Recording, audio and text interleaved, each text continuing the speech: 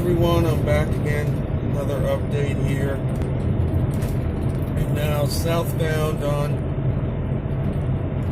California 57 freeway, heading into Orange County, back to Huntington Beach with this load. I picked up this load yesterday. I only got as far as Ontario with it because the weight was 2,400 pounds overweight on the rear axle, and unfortunately I didn't get to Ontario with it to weigh it until almost 3 o'clock. Found out to my dismay that it was overweight on the rear axle. It's already 3:30 in the afternoon. So my only option was I had to wait until today to go back and to the shipper and have them redo this load and redistribute the weight to where it will be legal. To give you an idea of how lopsided it was only 29,200 on the front, and it was 36,400 on the rear. Ideally, you want both front and the rear to be close to equal. And there was almost a 7,500 pound difference. I was dragging 7,500 pounds extra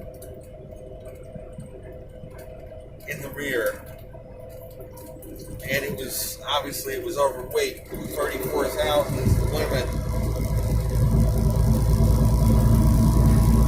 And I could not adjust it. It was with it as far back on the tandems as I could go in this state. So to try to go back any further, but it was such a big difference that even if I managed to get out of California with it, I could move the tandems back. Even moving it back in other states probably wouldn't have fixed it completely, and I still would have been risking a ticket or in every state I travel through. So my only option was I had to wait till today and delay my departure a whole day here and go back and drive 50 miles back to Huntington Beach today. I'm probably not going to be out of here till late this afternoon by the looks of it. I mean, the load does pay phenomenally well. It's going to Winchester, Virginia, and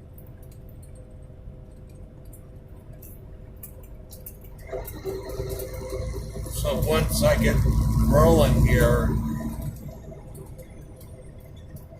I'm going to make plenty of money on this load. It's just kind of frustrating to have to drive an extra 100 miles with it to correct this problem and lose a whole day over it as well.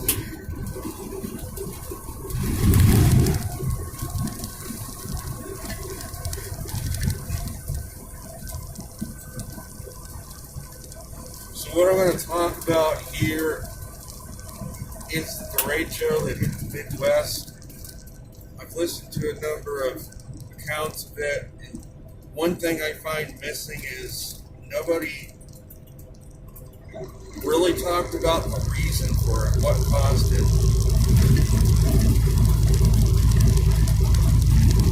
I've read of accounts of people in Iowa who said their whole lifetime they've never seen a storm this bad.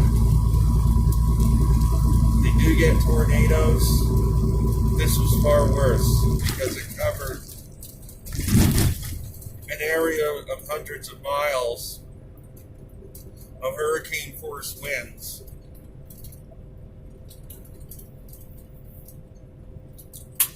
Why did this happen this year, and why does it not happen all the time? Well, what caused this Durecho? There was an intense area of low pressure over northern Manitoba, Canada. Very intense low for August.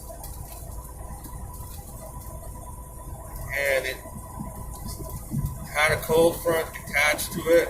Very strong, powerful cold front. There was very, very cold air aloft associated with this system. And this cold front sparked this derecho, which is a cluster of severe thunderstorms covering hundreds of miles.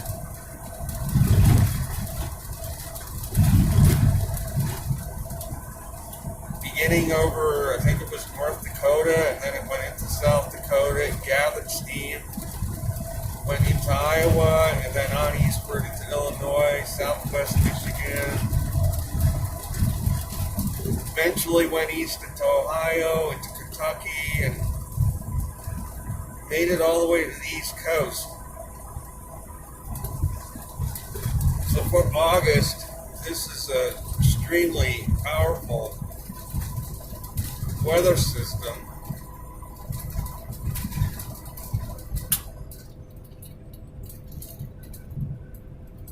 And this low pressure is now moving into James Bay. Even though it's in Canada, it is still affecting the weather in the U.S.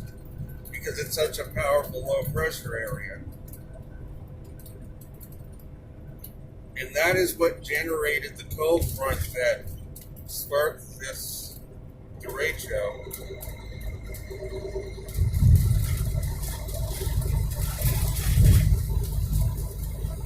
And as we know, I've been researching, Hudson's Bay is still covered with ice even this late in the season. It has not completely melted off of ice. Polar bears still have not come ashore there. And we're into the middle of August.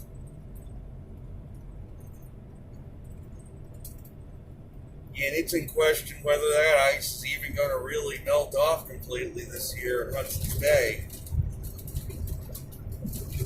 Canada.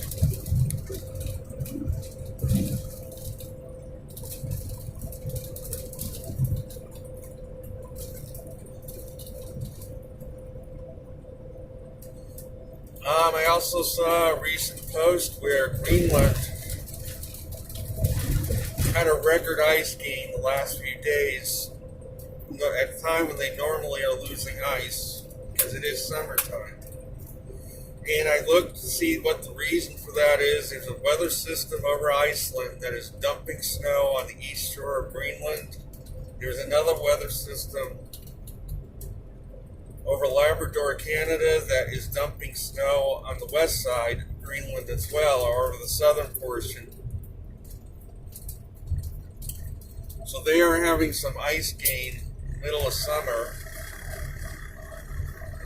And that caused me to go on to Google Earth to look at some images and see if the ice is indeed advancing in Greenland. And I looked at some 2020 photos,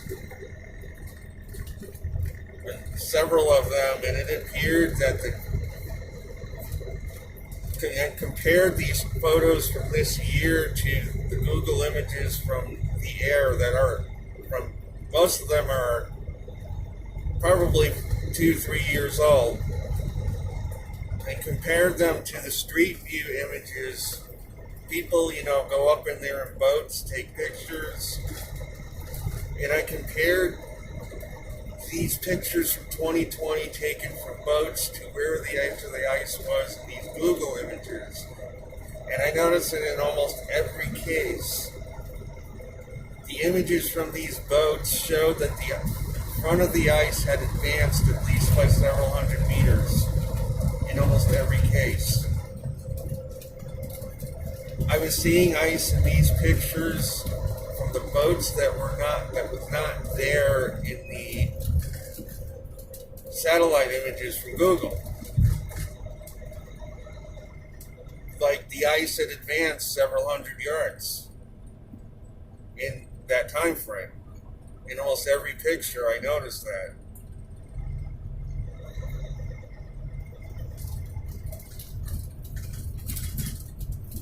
So Greenland is gaining ice right now.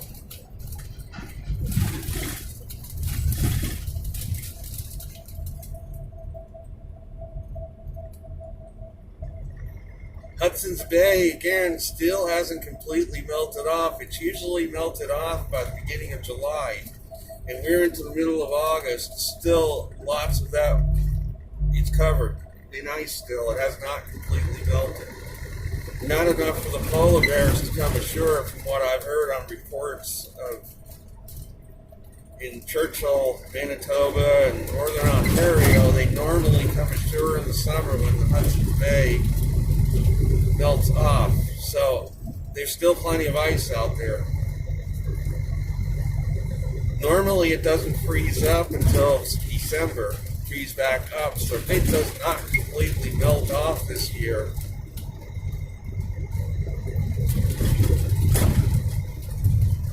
that's going to change the weather patterns in the fall, especially in the northeastern U.S. Fall is going to come a lot quicker because if that bay, the water is ice cold or still covered in ice, then it's going to affect the weather patterns, especially for New England. The winter is going to set in a lot earlier.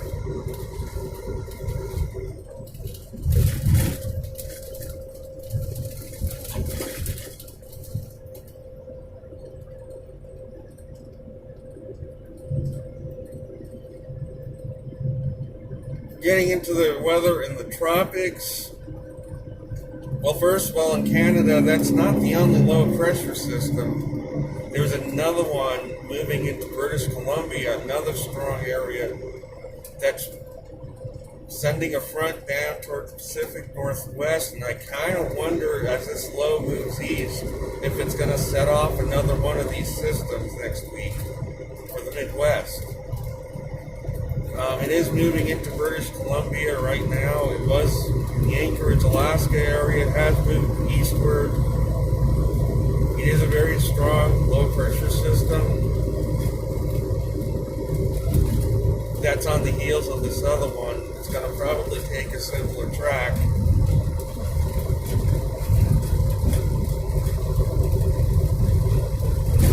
So we could have an encore next week of what we just seen in the Midwest of the U.S. As this system goes east, that front is going to go east with it.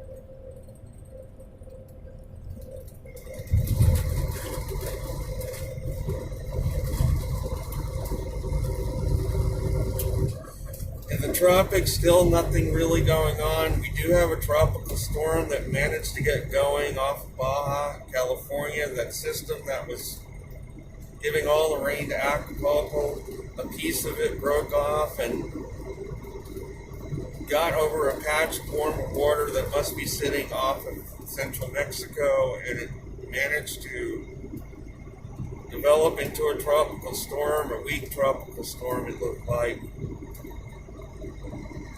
And it's moving northwestward into colder water off Baja, California, so it's probably not going to amount to anything. It is already weakening. It's off southern Baja now, several hundred miles offshore. May give a little bit of rain to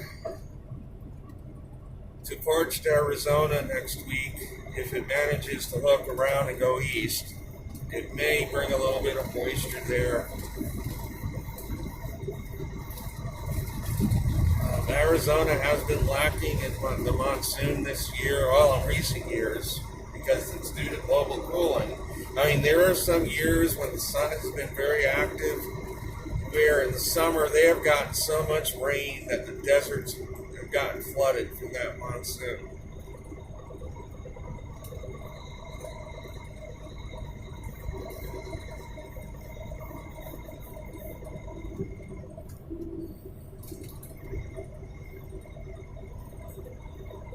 So that's the only thing going on in the tropics right now, is that tropical storm, weak tropical storm off Baja.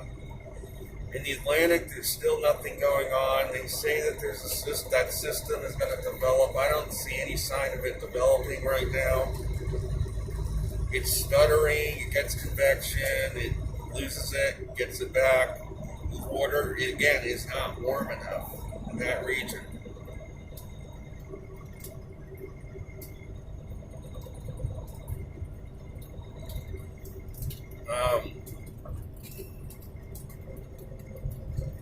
Western Pacific, there's not really anything going on either. No tropical systems to speak of. There is a lot of convection, a lot of showers and thunderstorms just north of the equator along a whole band, but that's normal. That's the tropical convergence now.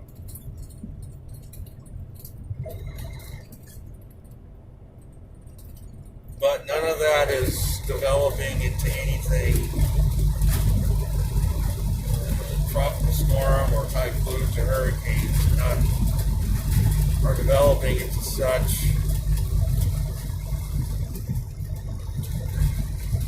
Coming up on Anaheim, California, and Angel Stadium, baseball team is on the right. I did attend a couple of baseball games there a long time ago. When I was based at Camp Pendleton, I did come to this stadium and watch a couple of Angel games. And it is on the right-hand side.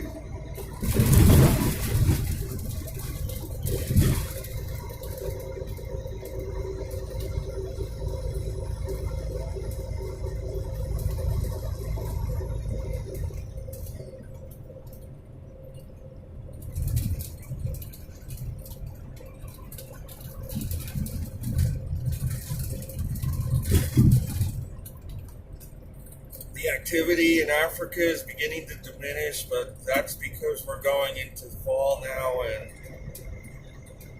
the sun is losing its power. It's getting lower in the sky by the day. So the rain band is going to begin to shift south again. We have very heavy rains over Spain, unusually southward. Low pressure area is coming ashore in just north of Portugal on the Iberian Peninsula. It is bringing some torrential rains to Spain and surrounding areas. Very unusual for August.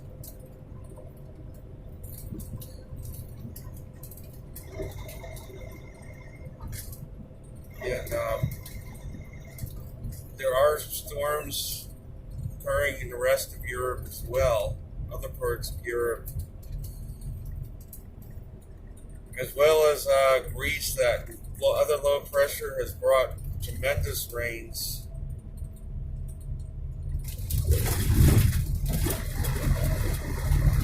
And that low pressure, though, has now fizzled out. I no longer can see it on the maps, on the satellite anymore. And everything I say, I don't look at weather maps. I look at satellite images because I can pick out the weather systems from the way the clouds appear on the satellite.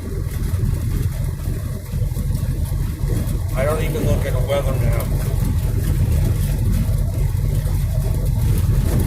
But,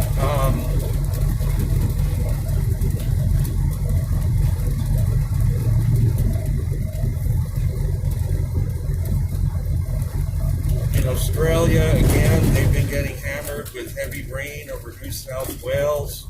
There is a low pressure area moving south of the continent that is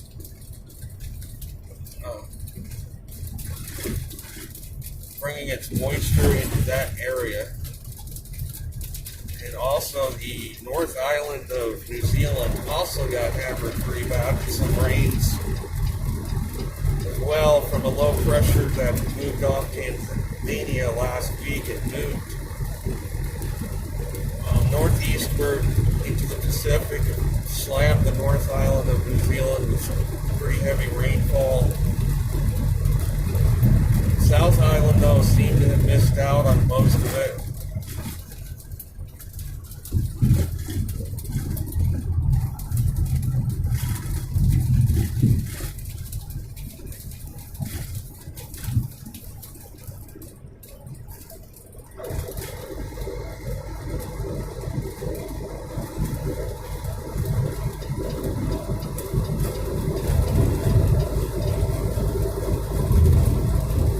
But again, the most interesting thing of note right now is in a season where they say said there was going to be record activity. There is no tropical activity right now in the Atlantic. Only 1 weak tropical system in the Pacific off Baja, California, and that's it. Nothing in the Indian Ocean.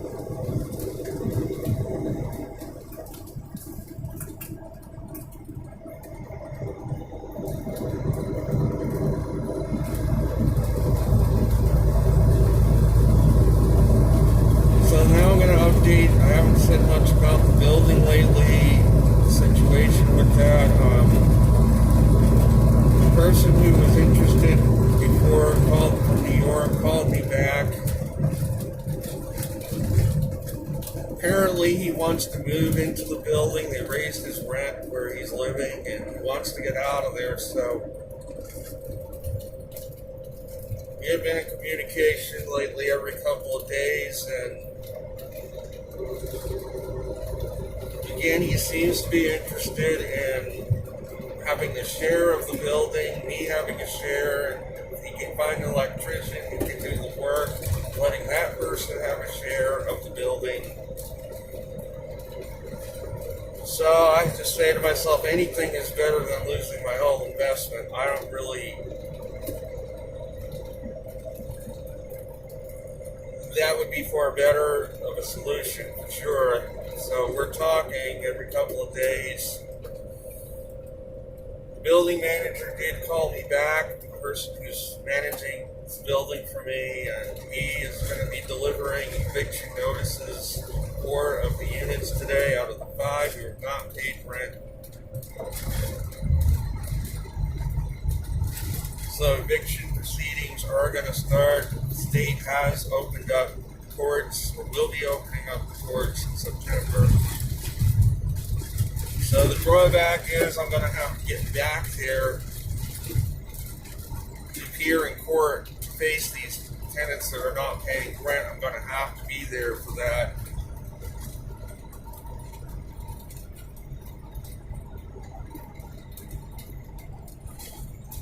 And it's possible I might be able to go after them for the money they owe me as well. They could garner their wages or whatever to ensure I get my money that's owed. So I'm contemplating,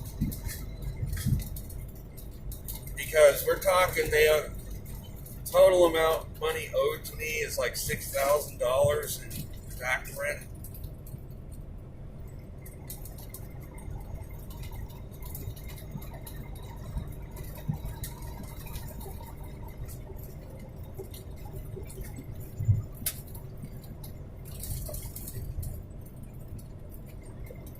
So it's possible that I might go after them for what they owe me. I haven't made up my mind totally yet, but they're living in that building. They should be paying rent. They should not be skipping out on it. I know we have to show love to people, but in this world, if you're living on somebody else's property, love dictates you pay them their rent that's due to them.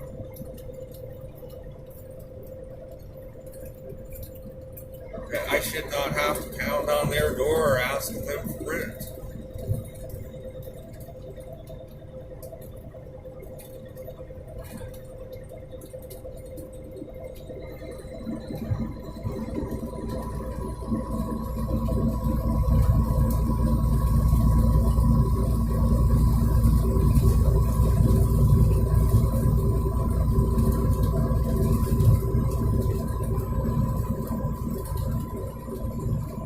So my original plan was I was going to shut the building down September 15th. But now that this guy seems interested again, I may hold off on that, especially if he wants to live there and manage things.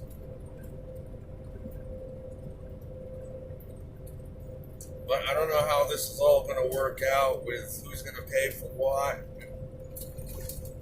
how much of a share everybody's going to pay of the expenses. I haven't really talked about all that with them yet.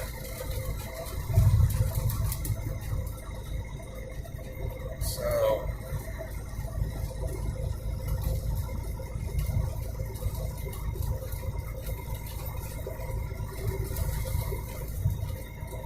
is going to be it. Again, I am heading back to Huntington Beach, second time here to have them rework this load for me, and I'm almost there. I should be there probably within about 15 minutes. So I hope you found this discussion interesting, especially on weather. I've studied weather all my life, and I can give insights that maybe you might not find anywhere else. I will be back soon.